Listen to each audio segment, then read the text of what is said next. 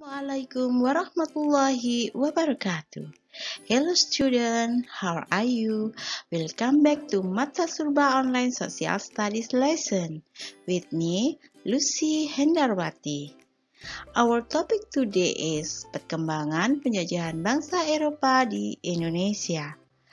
Alright, before we start, let's say the doa. Bismillahirrohmanirrohim. Raditu billahi robba wa bil islami dina wa bi muhammadin nabiyya wa rasula. Rabbi zidni ilma warzuqni fahma waj'alni min ibadihas sholihin. May Allah let our heart be filled with light and insight and understanding and knowledge. Amin.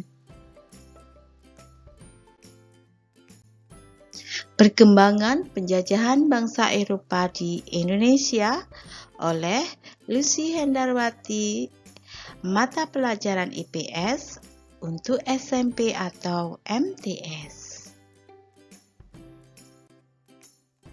Tujuan pembelajaran pada hari ini, melalui kegiatan pengamatan dan diskusi, peserta didik dapat menjelaskan dominasi kekuasaan kongsi dagang, menyebutkan tujuan kongsi dagang, menjelaskan perkembangan kekuasaan Portugis, menjelaskan perkembangan kekuasaan Spanyol, menjelaskan perkembangan kekuasaan Belanda, dan menjelaskan perkembangan kekuasaan Inggris.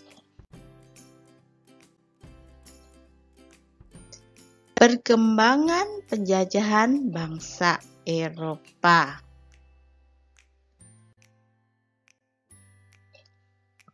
Dominasi kekuasaan kongsi dagang yang ada di Indonesia itu terdiri dari 4, yaitu pertama, bangsa Portugis, 2, bangsa Spanyol, 3, bangsa Belanda, di mana organisasi kongsi dagangnya yang dinamakan VOC, Verenigde Oost-Indische Compagnie. Yang keempat, Inggris, yaitu kongsi dagangnya EIC, di mana Portugis dan Spanyol merupakan penguasa yang memiliki kemajuan teknologi dalam bidang perkapalan, sehingga mereka bersaing untuk mencari daerah penghasil rempah-rempah. Mereka memiliki alat-alat navigasi pelayaran yang sangat bagus di zaman itu. Sehingga saat ke Indonesia, dua negara ini saling bersaing untuk mendapatkan rempah-rempah dan mereka saling menguasai. Sehingga mereka akan mengalami permusuhan antara Portugis Spanyol bersaing untuk mendapatkan daerah jajahan yang menghasilkan rempah-rempah. Tujuan kongsi dagang. Tujuan kongsi dagang Eropa datang ke Indonesia jelasnya karena di Konstantinopel sudah dikuasai oleh Turki Utsmani, mereka berlayar sendiri mencari daerah rempah-rempah. Nah, setelah dia datang di daerah yang mereka tuju, maka dia mendirikan kongsi dagang, yang mana kongsi dagang tersebut adalah berkumpulnya para pedagang-pedagang menuju ke daerah yang dituju, khususnya di Indonesia, maka dia memperkuat dirinya dengan bersatu bersama para pedagang-pedagang yang sama asalnya. Dengan kongsi dagang tersebut, tujuannya adalah yang pertama, untuk memperkuat kedudukan di daerah jajahan. Berikutnya, untuk menghindari persaingan antar anggota, sehingga tiap-tiap pedagang yang satu negara, misalkan Portugis, pedagang-pedagang Portugis datang ke Indonesia, mereka bersatu membentuk organisasi agar bisa menguasai rempah-rempah Indonesia atau perdagangan yang lain. Nah, di situ adalah contoh kongsi dagang, tadi sudah saya jelaskan di depan, yaitu EIC, jelasnya milik Inggris, yang berarti East India Company, yaitu kongsi dagang Inggris. Berikutnya ada VOC, Verenigde Oost-Indische, yang punya Belanda.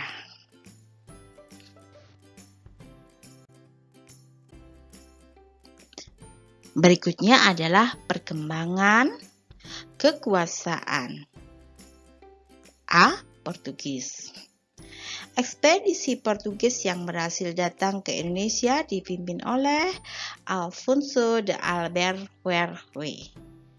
Tempat-tempat yang disinggahi Portugis diberi tanda padrao. Batu padrao adalah batu yang digunakan sebagai tanda daerah kekuasaan Portugis. Apa tujuannya? Dengan adanya batu padrao, maka pelaut-pelaut Portugis jika datang ke Indonesia, dia bisa membuktikan ini para pendahulu yang telah datang ke daerah yang dituju itu ada buktinya yang namanya batu padrao. Batu padrao adalah batu yang ditancapkan di setiap daerah yang didatangi Portugis dan bergambar bola dunia.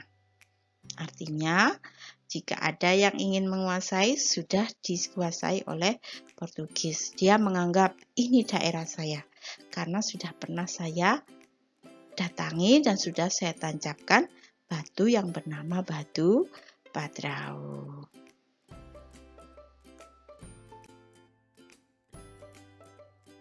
Ini adalah batu padrao. Di situ sudah terlihat bola dunia yang menyatakan karena ada bola dunia itu teori heliosentris bahwa bumi itu bulat, bukan datar.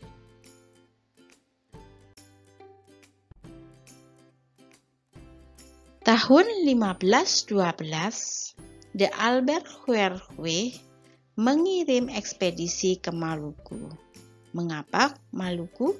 Karena Maluku adalah suburnya tanaman rempah-rempah seperti merica, pala, ketumbar, dan yang lain. Demikian juga Kepulauan Aru, Ambon, dan Banda kaya akan rempah-rempah. Tahun 1522, Antonio de Brito, berasal dari Portugis juga, mendirikan benteng pertahanan Saint John di Ternate. Sekarang pertanyaannya, loh, kenapa orang-orang asing itu bisa diterima baik oleh bangsa Indonesia, khususnya saat itu masih kerajaan-kerajaan Ternate di Maluku, ada kerajaan Tidore, ada kerajaan Bacan. Mengapa? Karena orang-orang di daerah Ternate, Tidore menganggap bangsa-bangsa asing itu akan membeli rempah-rempah Indonesia, maka mereka diterima dengan baik. Karena dengan dibelinya barang-barang rempah-rempah dari Indonesia, maka orang-orang Indonesia bisa beruntung. Namun ternyata tidak demikian.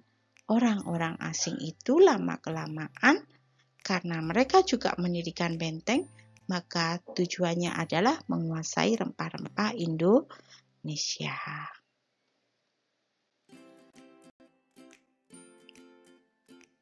Berikutnya, kongsi dagang Spanyol juga ingin menguasai daerah di Indonesia, khususnya penghasil rempah-rempah. Tahun 1521, di bawah pimpinan Del Cano, wakil dari Ferdinand Magellan, sampai ke Maluku. Karena orang Spanyol yang datang dari Spanyol itu mengarungi lautan luas, yang dituju pertama kali oleh Ferdinand Magellan, dia sampai di Filipina. Namun ternyata sampai di Filipina rempah-rempahnya nggak ada. Dan dia terbunuh oleh suku Mactan. Karena suku Mactan kedatangan orang Spanyol tidak suka. Maka sampai pimpinan dari penjelajah samudra yang namanya Ferdinand Magellan terbunuh di Filipina. Dan diwakilkan oleh orang yang bernama Del Cano dan bisa mengarungi lautan dari Eropa menuju Maluku. Lebih tepatnya Tidore.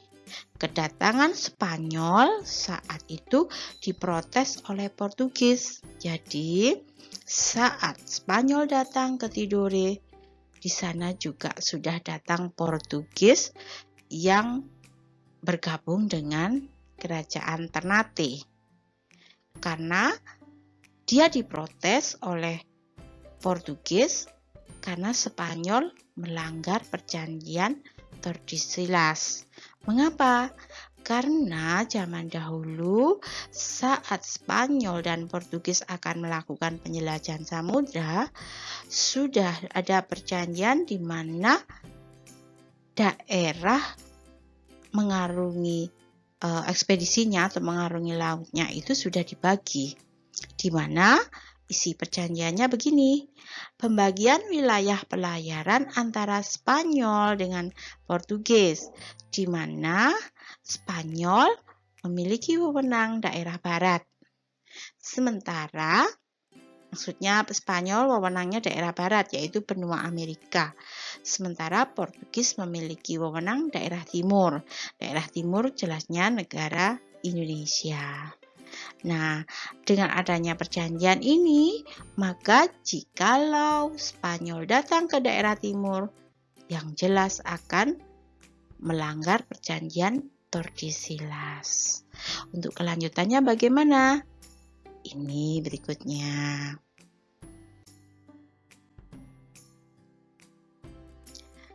Portugis dan Spanyol sama-sama datang ke wilayah Maluku. Portugis merasa bahwa dia memang pembagian wilayah untuk mengarungi lautannya atau penguasaannya jelas mereka orang Portugis itu benar sudah datang ke wilayah timur, yaitu kerajaan Ternate. Namun Spanyol meskipun sudah dibagi ke wilayah bagian barat, dia tetap datang ke Maluku, tepatnya di kerajaan Tidore.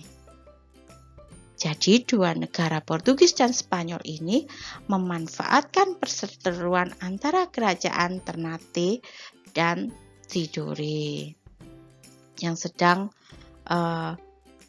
bermusuhan, sehingga Spanyol untuk melawan Portugis mereka memanfaatkan kerajaan Tidore, sementara Portugis untuk melawan Spanyol memanfaatkan kerajaan Ternate.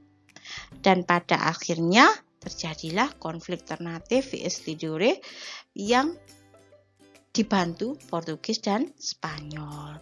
Namun masyarakat Ternate dan Tidore akhirnya merasa, dengan adanya konflik ini ternyata merugikan sendiri. Nah, maka dua negara Portugis dan Spanyol itu akhirnya membuat perjanjian supaya tidak seperti perjanjian Tordesillas, maka perjanjian Saragossa lah untuk menyelesaikan konflik tersebut. Isi dari perjanjian Saragossa, Portugis menetap di Maluku, sedangkan Spanyol harus meninggalkan Maluku dan mendapat daerah kekuasaan di Filipina. Maka Spanyol harus keluar dari Maluku. dan menuju ke kekuasaannya di Filipina karena memang Spanyol saat datang sudah dibagi menurut perjanjian Tordesillas bahwa Spanyol wajib di daerah yang barat, sementara Portugis di daerah timur.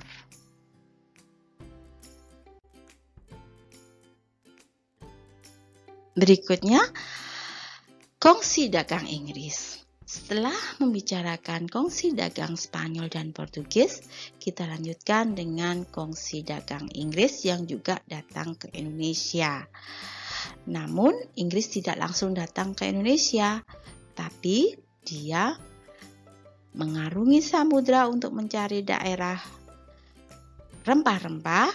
Dia menemukan India. Namun, setelah di daerah Kalkuta, di India, ternyata di India tidak menemukan rempah-rempah. Ini jalan ceritanya. EIC, Persekutuan Dagang Inggris, di situ ada lambangnya. Pada saat perang terjadi, banyak anggota masyarakat yang tidak terlibat dalam perang justru mengadakan pelayaran dan penjelajahan untuk menemukan tempat penghasil rempah-rempah.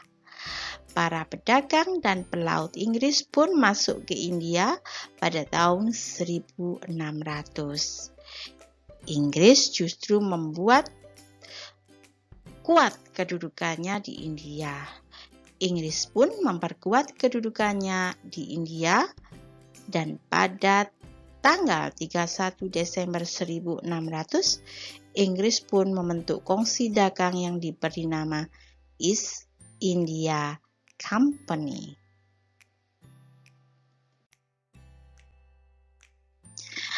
Sejarah kongsi dagang Inggris. Sejak abad ke-17, para pedagang Inggris sudah berdagang sampai di daerah India. Artinya, bukan Inggris, Spanyol, Portugis saja yang melakukan perdagangan di tiap-tiap negara, khususnya di daerah timur. Pedagang-pedagang Islam pun sudah banyak datang ke India, apalagi ke Indonesia, sehingga di Indonesia sebagian besar beragama Islam karena pedagang-pedagang India, Timur Tengah juga berdatangan ke Indonesia, tapi mereka tidak ingin menguasai seperti bangsa Eropa. Nah, di India Timur para pedagang Inggris mendirikan kongsi dagang yaitu East India Company atau EIC pada tahun 1600. Dengan daerah operasinya adalah India. Pusat kekuatan EIC adalah Kalkuta, India, dan dari kata kota inilah Inggris meluaskan wilayahnya ke Asia Tenggara. Di bawah Gubernur Jenderal Lord Minto yang berkedudukan di Kalkuta dibentuk ekspedisi Inggris untuk merebut daerah-daerah kekuasaan Belanda yang ada di wilayah Indonesia. Pada tahun 1811, Thomas Stamford Raffles, atau yang mungkin kalian pernah dengar, dia yang menemukan bunga Rafflesia arnoldii, telah berhasil merebut seluruh wilayah kekuasaan Belanda di Indonesia. Jadi Raffles itu berkebangsaan Inggris. Berdasarkan perjanjian London tahun 1815, Inggris diharuskan mengembalikan kekuasaannya di Indonesia kepada Belanda, dan pada tahun 1816 Inggris melaksanakan kewajibannya itu, sehingga Inggris sudah tidak lagi ke Indonesia tapi diganti oleh Belanda.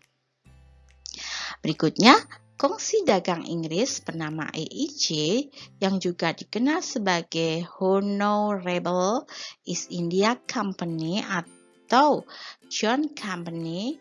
EIC merupakan sebuah perusahaan saham gabungan dari para investor. EIC mendapat Royal Charter oleh Ratu Ratu Elizabeth I pada tanggal 31 Desember 1600. Tujuan didirikannya ialah menolong hak perdagangan di India. Royal Center memberikan itu sebuah monopoli dalam seluruh perdagangan di daerah Hindia Timur.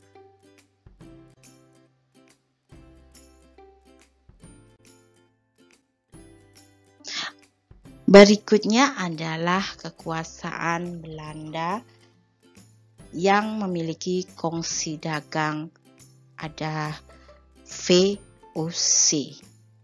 Itu simbolnya VOC, ada V dan O dan C. Untuk memperkuat kedudukannya di Indonesia dan menghindari persaingan di antara orang-orang Belanda, maka dibentuklah VOC. Verenigde Oost-Indische Compagnie. Artinya, pedagang Belanda yang datang ke Indonesia juga bersatu mendirikan kongsi dagang agar tidak bersaing. Mereka bisa mencapai kesepakatan harga yang dibeli rempah-rempahnya dari Indonesia. Jadi harganya harga yang standar, tidak ada yang timpang dalam harga rempah-rempahnya. Dan nanti bisa juga tujuannya itu adalah menguasai rempah-rempah yang ada di Indonesia. Sejarah berdirinya VOC. Pada tanggal 20 Maret 1602 dibentuklah Persekutuan Dagang atau VOC. Tujuannya adalah ada 3, itu ada A, B, C, nanti bisa kita lanjutkan, yaitu menghindarkan persaingan yang tidak sehat di antara sesama pedagang Belanda. Yang kedua, memperkuat kedudukan Belanda dalam menghadapi persaingan dengan para pedagang Eropa yang lain atau dengan para pedagang Asia. Yang ketiga atau C, membantu pemerintah Belanda menghadapi Spanyol. Mengapa? Karena di Eropa saling bersaing untuk mendapatkan rempah-rempah, juga ada juga masalah yang terjadi antara Belanda dan Spanyol. Hak dan kekuasaan VOC, yaitu VOC selama di Indonesia berbuat semaunya sendiri. Mereka sudah tidak memiliki rasa bahwa dia itu berada di daerah negara lain. Mereka seenaknya sendiri. Nah, hak dan kekuasaannya apa? Yang pertama adalah A, memonopoli perdagangan di daerah antara Tanjung Harapan dan Selat Magelangs termasuk Indonesia. Yang B, diizinkan mengadakan perjanjian dengan raja setempat. Maksudnya, orang-orang VOC atau Belanda selalu mengadakan perjanjian dengan raja. Raja dipengaruhi, bahkan raja biasanya melakukan perundingan di tempat Belanda. Dan pada akhirnya pahlawan-pahlawan itu saat mengadakan perundingan, dengan liciknya raja-raja bisa mereka bunuh sehingga VOC menang. Yang C, membentuk angkatan perang sendiri. Jadi Belanda membuat tentara di Indonesia atau di daerah-daerah kerajaan-kerajaan yang mereka tuju, khususnya di daerah Maluku sebagai penghasil rempah-rempah, dan membuat mata uang sendiri.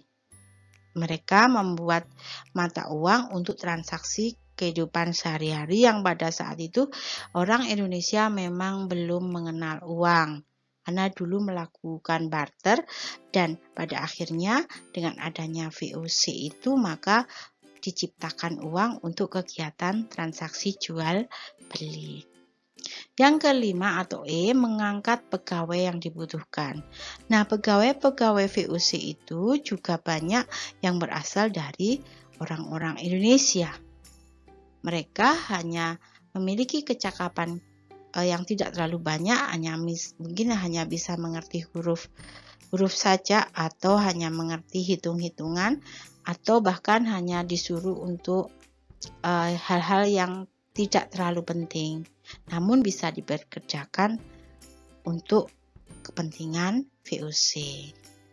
Dan yang ke F atau F, berhak mengumumkan perang. Jadi saat VOC atau Belanda di sini seenaknya sendiri mereka melakukan atau melaksanakan dan mengumumkan perang dengan kerajaan-kerajaan yang memiliki rempah-rempah, sehingga banyak terjadi karena peralatan orang Indonesia atau raja-raja di Indonesia itu sangat terbatas, maka karena pihak VOC memiliki senjata yang sangat mutakhir, sehingga bangsa Indonesia banyak yang gugur dalam peperangan. Tindakan dan kebijakan VOC. Tindakan dan kebijakan VOC tahun 1610 diangkat Gubernur Jenderal VOC yang pertama, yaitu Peter Booth, 1610 sampai 1614, yang keadaannya baik-baik saja. Pusat VOC di Jakarta, yang sekarang itu Jakarta. Pada 30 Mei 1619, pemimpin atau gubernur jenderalnya waktu itu yaitu J.B. Kun menyerbu atau membakar Jakarta. Tujuannya apa? Akan dibangun kembali dan menjadi nama kota Batavia atau Batav, dan menjadi pusat VOC. Berikutnya membangun benteng-benteng pertahanan di Maluku. Jadi VOC juga membangun benteng-benteng pertahanan di Maluku, yang mana ada benteng Victoria di Ambon, ada benteng Duurstede di Saparua, ada Rotterdam, Makassar, dan Oranje di Ternate. Dan tindakannya berhasil mengusir Portugis dari Maluku. Dan kelanjutannya tindakan yaitu melarang rakyat Maluku menjual rempah-rempah selain kepada VOC. Dengan kata lain, VOC memaksa rakyat tidak boleh menjual rempah-rempahnya ke selain VOC, dengan cara memaksa, bahkan tidak sedikit warga yang disiksa jika ketahuan menjual rempah-rempahnya ke bangsa selain VOC.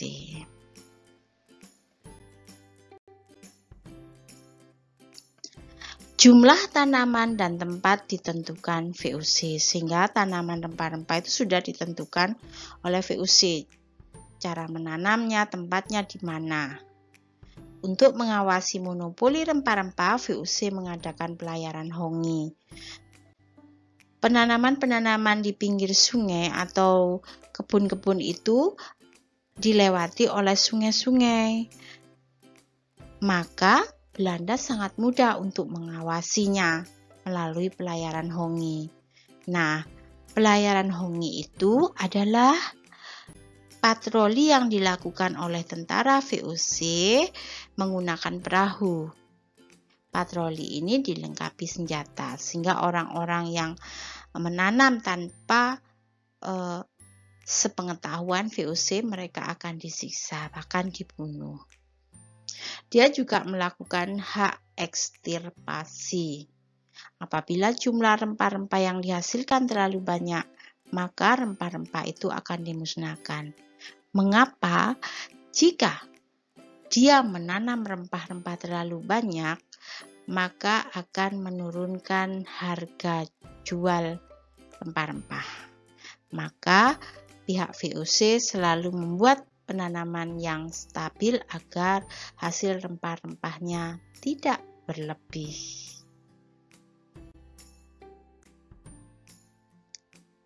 sekuat-kuatnya VOC, namun VOC akhirnya mengalami kebangkrutan. Hal ini disebabkan oleh 5 hal. Yang pertama, daerah kekuasaan VOC terlalu luas, hampir di seluruh Indonesia. Sehingga karena terlalu luas, pengawasan dari pusat yang ada di Batavia, VOC di Batavia, mengalami kesulitan. Karena terlalu luas, sulit pengawasan, akhirnya pegawai-pegawainya merasa tidak diawasi, mereka melakukan korupsi dari pegawai VOC itu, dan kadang mereka menerima suap dari orang-orang yang mau menjadi pegawai VOC. Berikutnya, uangnya habis, jadi uang VOC habis hanya karena untuk membiayai perang, di mana perang tersebut perang untuk menghindari protes dari rakyat yang merasa dianiaya oleh VOC dalam penanaman rempah-rempah.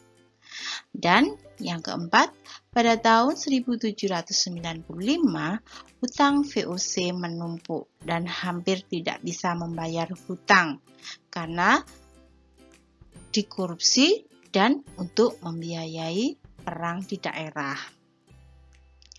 Akhirnya VOC dibubarkan di malam tahun baru, tepatnya 31 Desember 1799. Kesimpulan pembelajaran hari ini, tujuan kongsi dagang asing adalah memperkuat kedudukan di daerah jajahan dan menghindari persaingan antar anggota. Yang kedua, adanya 4 kongsi dagang besar di Indonesia yang sekaligus ingin menjajah Indonesia, yaitu Inggris, Spanyol, Portugis, dan Belanda. Ketiga, dari 4 kongsi dagang tersebut, yang paling lama berkuasa adalah kongsi dagang Belanda, yaitu VOC. Namun, pada akhirnya VOC mengalami kebangkrutan. Mengapa? Karena wilayahnya terlalu luas, sulit pengawasan, pegawainya banyak yang korupsi, dan untuk membiayai perang melawan rakyat di daerah-daerah yang dikuasai. Pesan moral dari pembelajaran hari ini, manusia yang serakah terhadap dunia akan mengalami siksaan dunia dan di akhirat. Ini muncul dari penjajahan di mana menginginkan rempah-rempah Indonesia yang diinginkan oleh kongsi dagang asing yang ingin menguasai Indonesia karena mereka memiliki sifat serakah. Tugas siswa, kerjakan soal latihan pilihan ganda lewat Google Form, dikumpulkan tepat waktu ya, hari Kamis 25 Maret 2021 sebelum pukul 17 atau sebelum pukul 5 sore hari. Kerjakan dengan belajar dan mengikuti video Bulusi dengan cermat. Penutup, well, this is the end of this video lesson. Let's say hamdalah together. Alhamdulillahi Rabbil Alamin. Thank you for your attention and see you again on my next video. Bye-bye. Wassalamualaikum warahmatullahi wabarakatuh.